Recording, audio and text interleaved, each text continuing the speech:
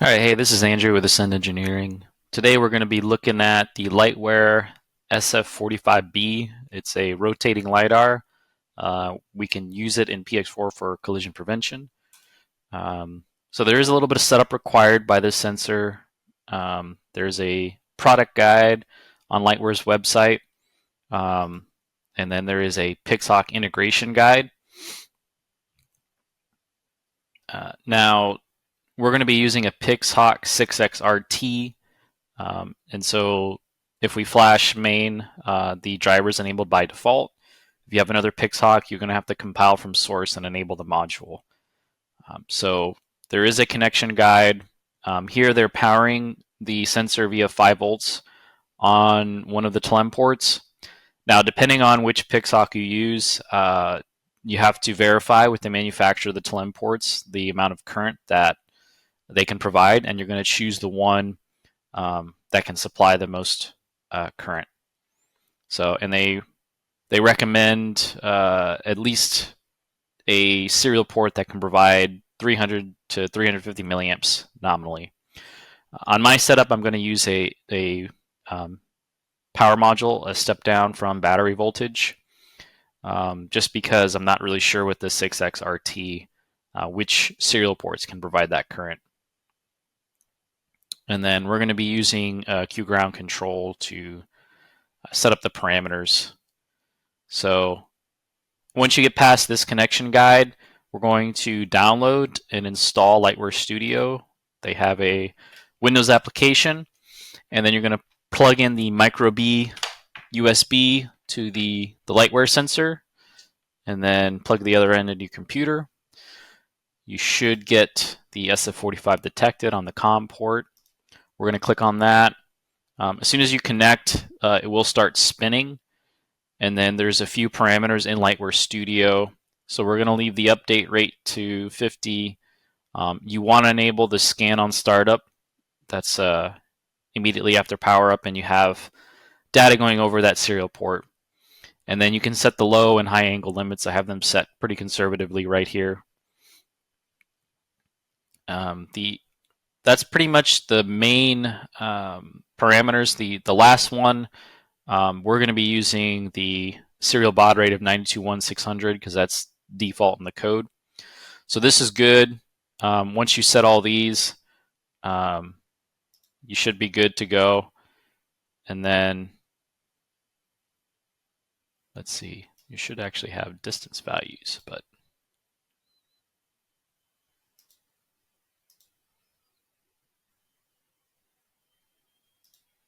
okay, there we go. So we do have distance values.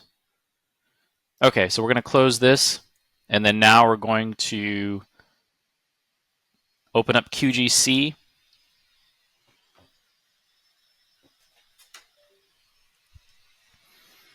And we're going to plug in our 6XRT to flash PX4 main. 6XRT is a USB-C connection. So I got it plugged in, and it should be auto-detected on Q ground control. So we have that. So we're just going to hit the firmware button and then unplug it.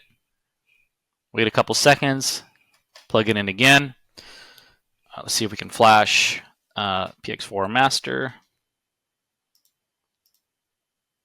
Let's go ahead and flash that.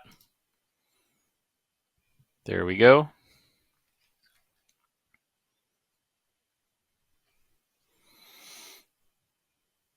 All right, and one way to tell if the firmware version has the Lightware SF45 driver is you'll see the params.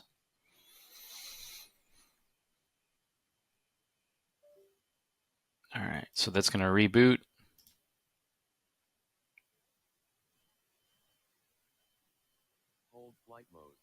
And then let's see if we have.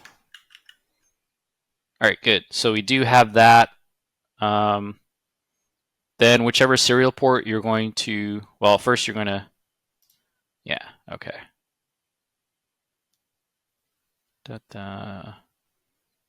Okay, yeah, so this sense enable parameter is you're going to pick which serial port you're going to have the Lightware LiDAR on, and then set that. And then, so ours isn't rotated So depending on how you're mounting it on your drone, you would change the orientation and yaw. But if the micro B USB port is pointing rearward on the drone, you would leave these parameters alone. And then I'm just going to set this to 100 for now. And then, yeah, we'll plug in TLM2. Yeah, we'll leave that default. And then, so let's see. Now I got to plug in.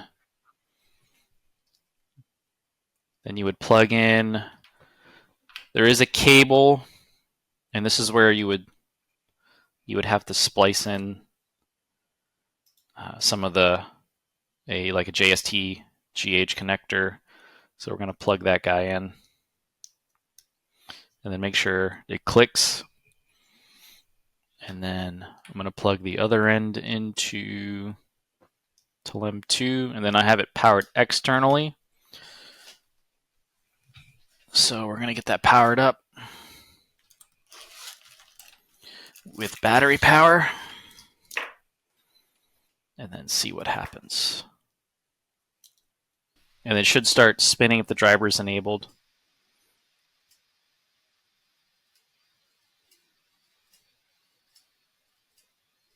All right, now there's a way to check in Q ground control. You can do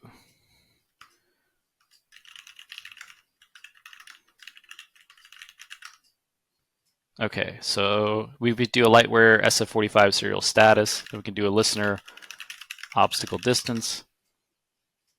You should have values populated. Looks like we do have some values, so that's good.